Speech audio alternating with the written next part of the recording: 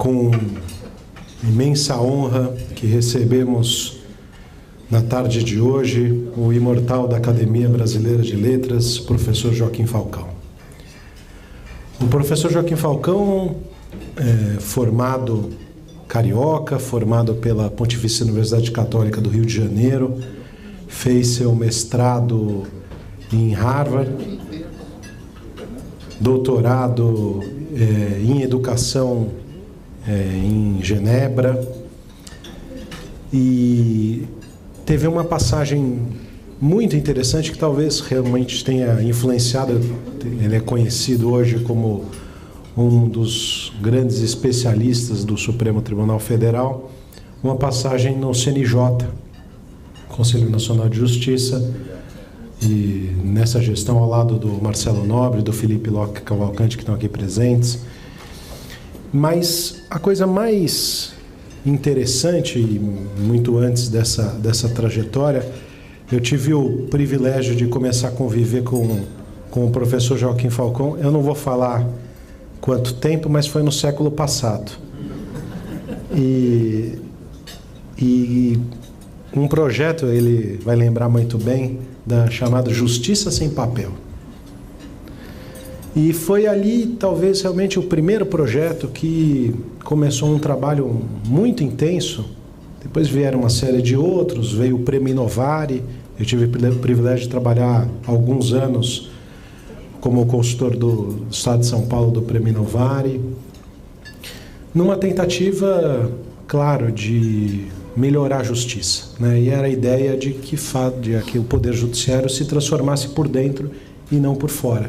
Então, a ideia de mostrar as boas práticas e modernizar o Poder Judiciário foi sempre uma visão desse homem de absoluta vanguarda, que é o professor Joaquim Falcão.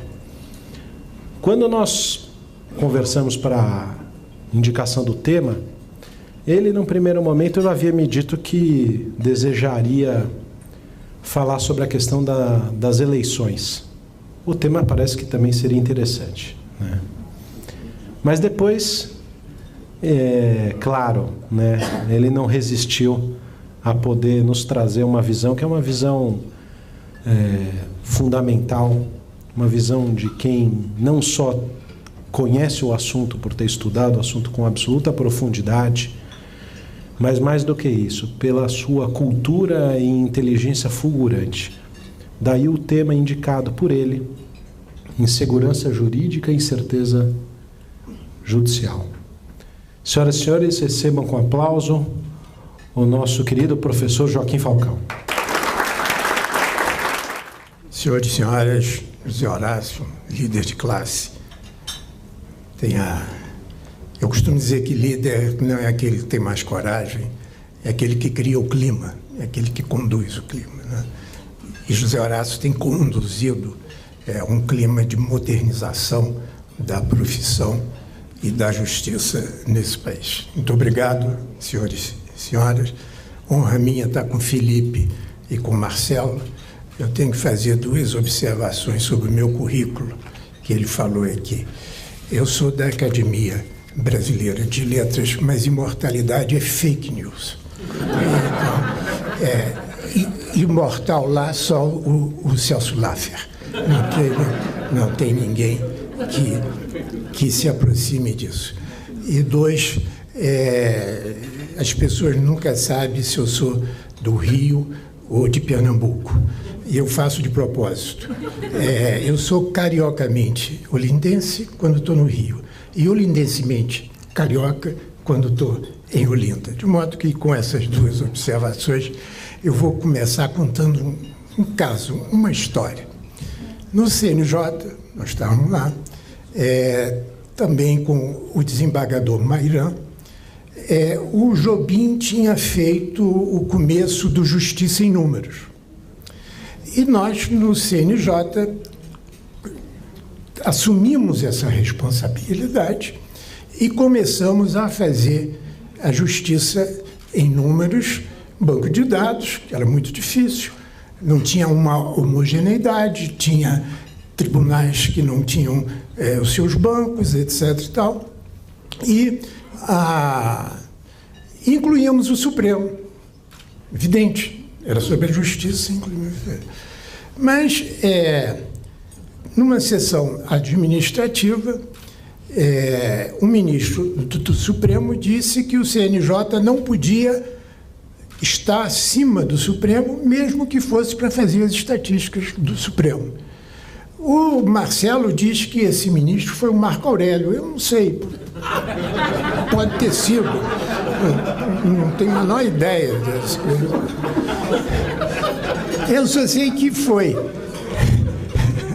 Eu só sei que foi em nome da hierarquia que nós tivemos que parar com os dados do Supremo no CNJ.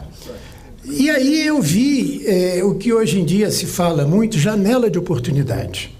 Eu disse, bom, se o CNJ não pode e o Supremo não tem, a FGV vai fazer. Então, por quê? Porque os dados individualizados estão lá. Você tem acesso ao seu processo. Mas se eu quiser fazer uma macroanálise, os dados não estão lá. Então, aí o que foi que a gente fez? Eu me juntei com gente de 25 anos, de 26 anos, etc. e tal. Contratamos robôs e captamos os dados que eram disponíveis.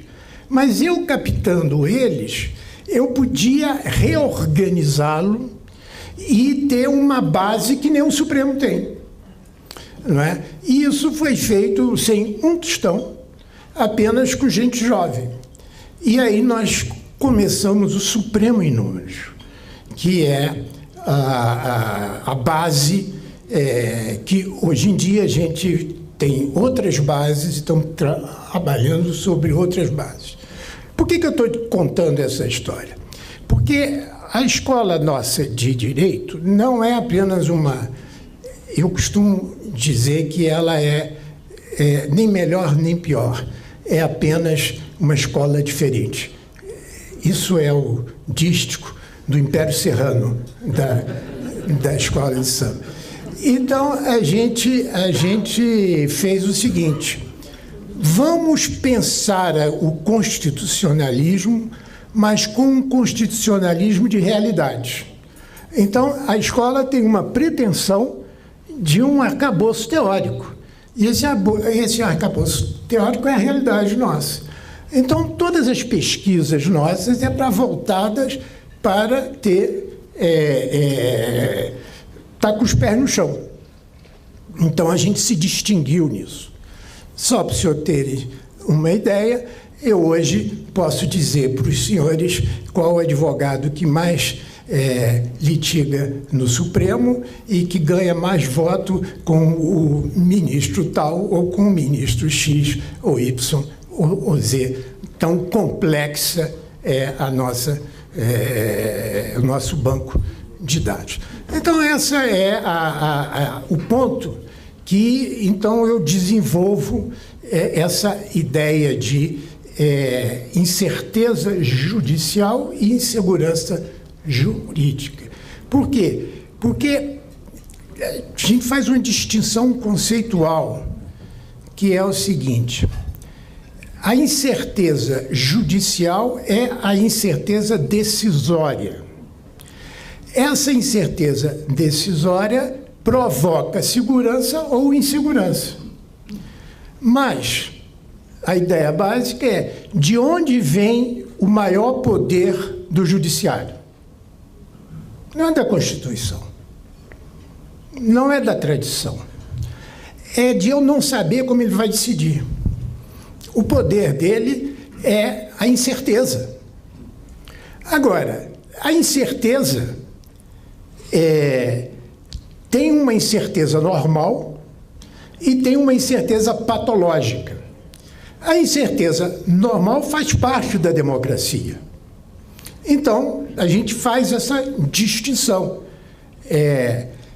Às vezes se confunde segurança jurídica como a necessidade de você ter a previsão do conteúdo da decisão, do mérito. Mas não é isso.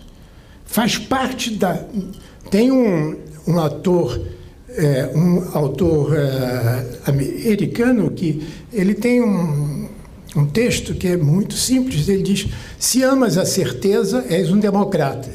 Então, um certo grau de incerteza, como a gente está vendo aí com as eleições... Não, aí, enfim, não, esquece. Perdi.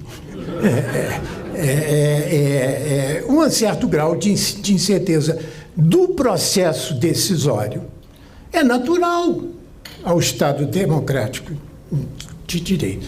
Só não é natural, é o que eu chamo de incerteza patológica, porque essa incerteza patológica, que é a ausência de previsibilidade qualquer, é que causa a insegurança. Então, um é a causa, outro é a consequência. Esse é o quadro teórico. Aliás, são 3 observações que eu queria fazer sobre meu começo aqui, que o Zé Horácio mencionou: o de Olinda, o da imortalidade, e o terceiro é que eu estou falando sobre as eleições, sim. Quer dizer, então, é isso. Bom, então você tem um processo. Então, o que a gente começou a ver é a imprevisibilidade decisória do Supremo. Então, esse não é a insegurança, mas a imprevisibilidade decisória. Primeiro ponto. Na Constituição de 91, Rui Barbosa, ele importa 2 instituições. Ele importa uma e a outra vem em seguida. Ele importa a tripartição de poderes. Importa por quê? Porque nós tínhamos 4. Ele importa para 3. E, ao importar para 3, importa-se depois o Judicial Review, que é a inconstitucionalidade. Então, cabe ao Supremo decidir num caso de conflito entre os 3. O que aconteceu quando, lá nos Estados Unidos, se criou esse sistema e o Judicial Review? Criou uma coisa simples, criou uma demanda para o judiciário. Criou a demanda, porque aí as ações, os conflitos iam ter que ser resolvidos no judiciário. E aí o que os Estados Unidos lá fizeram?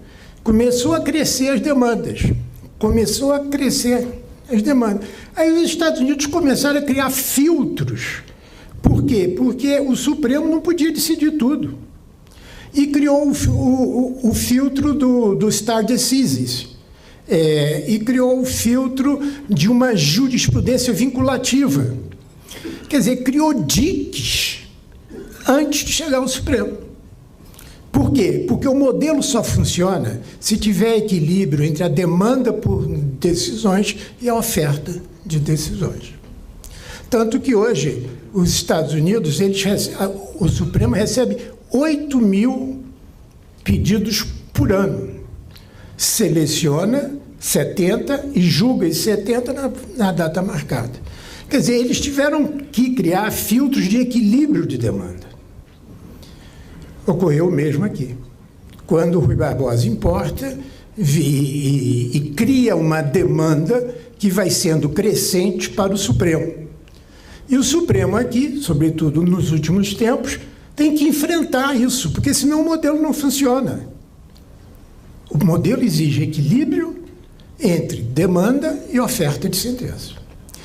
E a estratégia nossa foi diferente da estratégia americana.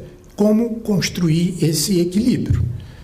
A estratégia nossa do Supremo foi vamos construir internamente e não externamente. Quer dizer, o Supremo regularia as válvulas do equilíbrio. Deu no que deu.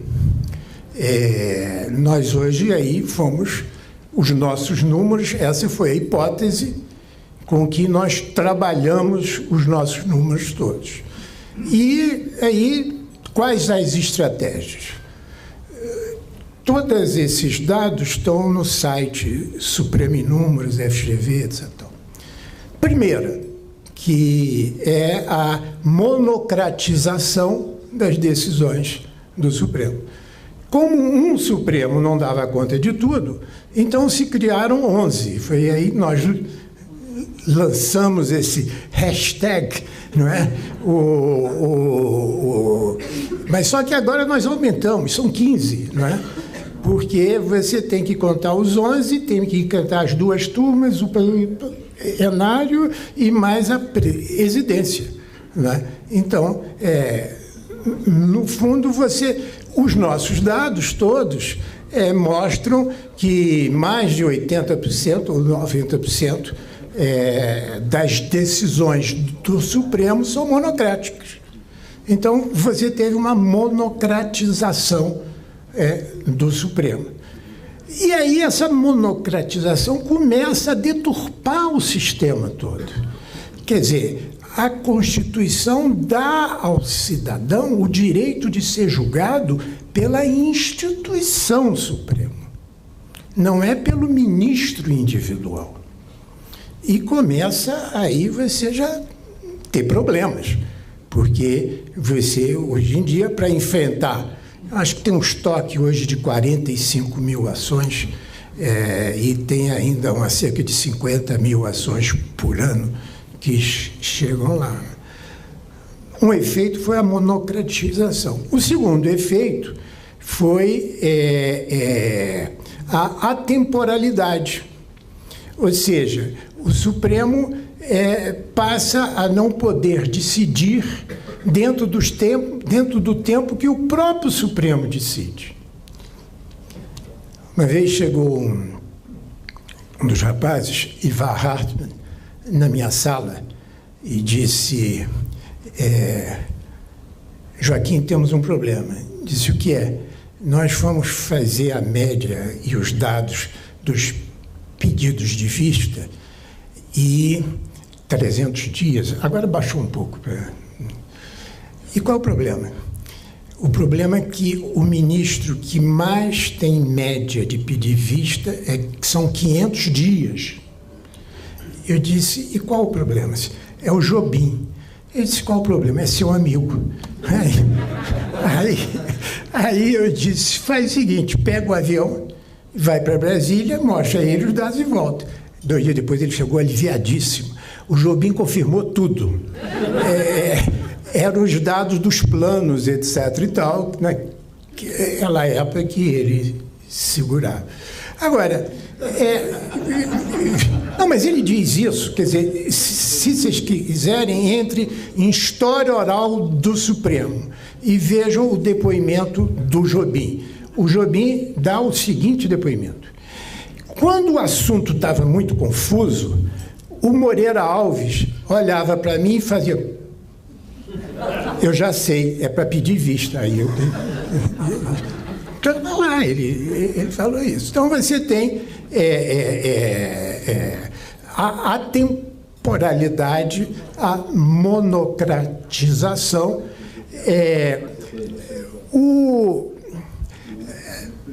eu ainda não tenho o nome certo, de que as decisões passam a ser, primeiro, em vez de ser do colegiado, passa a ser dos indivíduos, ministros.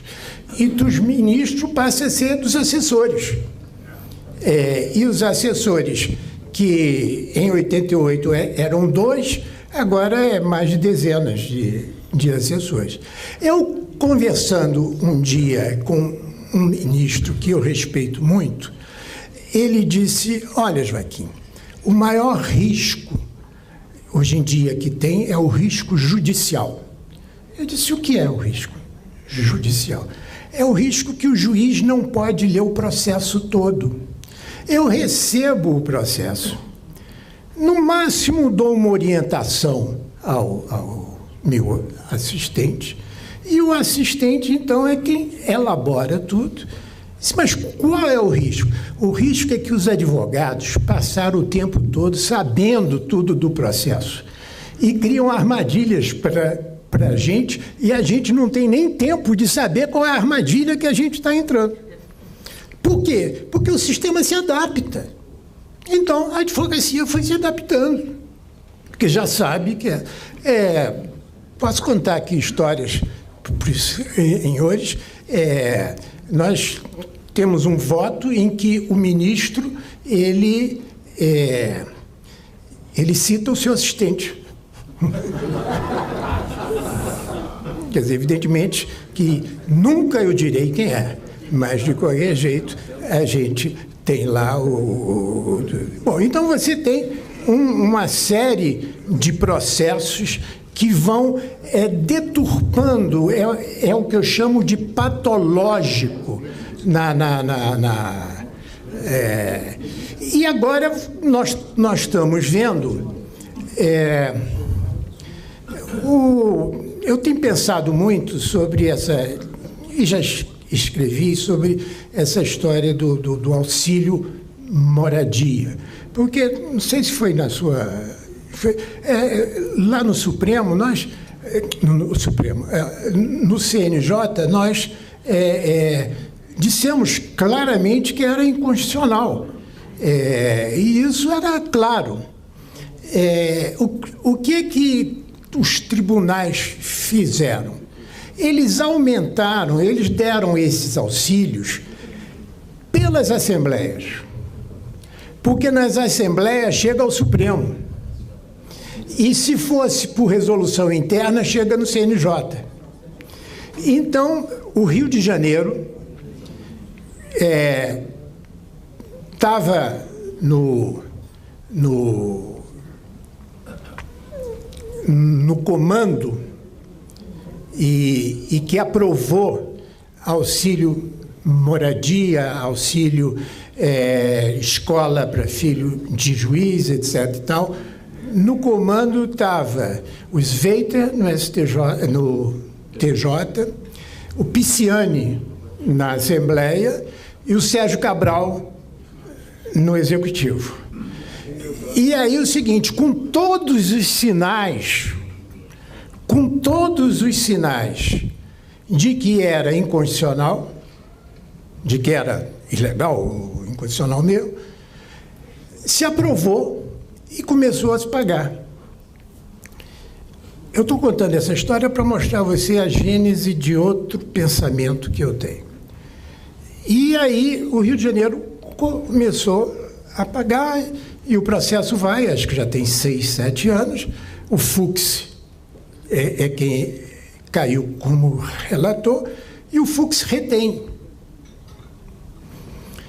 E quando vai-se para julgamento essa questão, acho que já tem até maioria do Supremo que diz que não pode ter esses auxílios.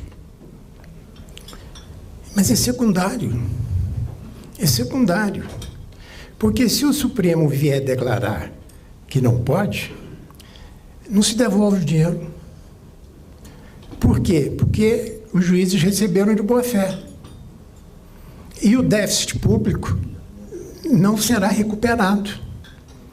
Então, você tem hoje uma fragmentação processual que muda toda a ideia do sistema. Em vez de você buscar a decisão final, se busca a decisão temporária. A fragmentação passou a ser um subproduto patológico desse sistema. Está claro a ideia toda? Aí você... Bom, então você tem monocratização, fragmentação, atemporalidade, etc. Tal, e você tem, e aí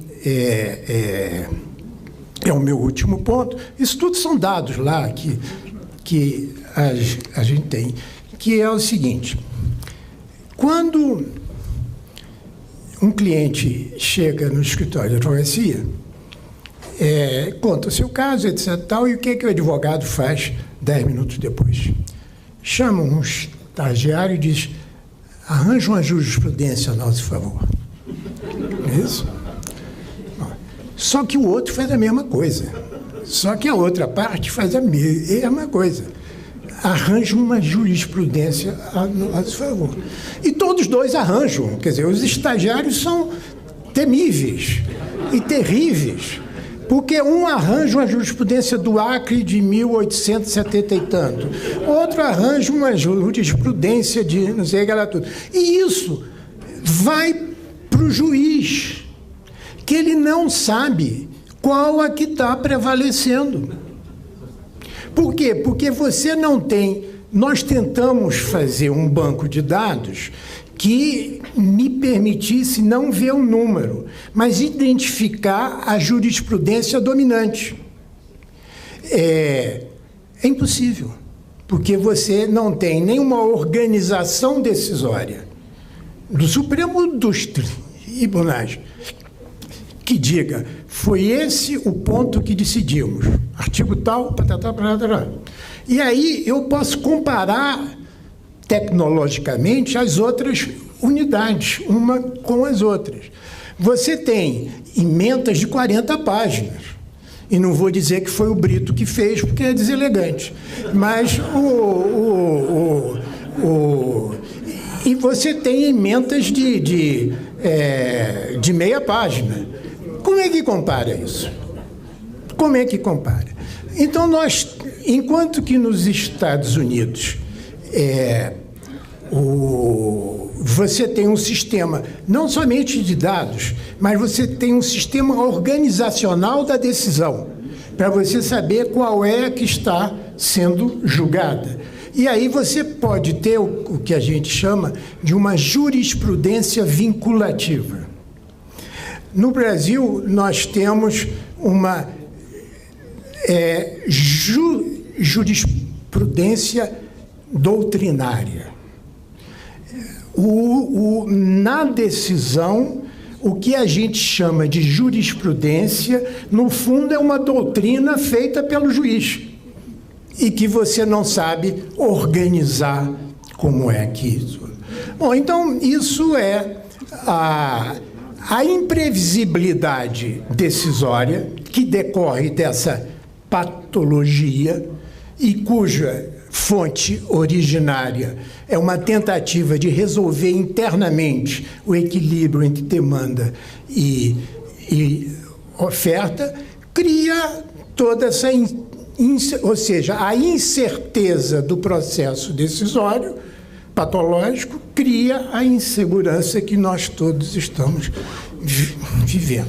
O Carvalhosa, ele chegou e disse, Joaquim, acaba antes de começar a sessão do TSE, que está começando. Muito obrigado.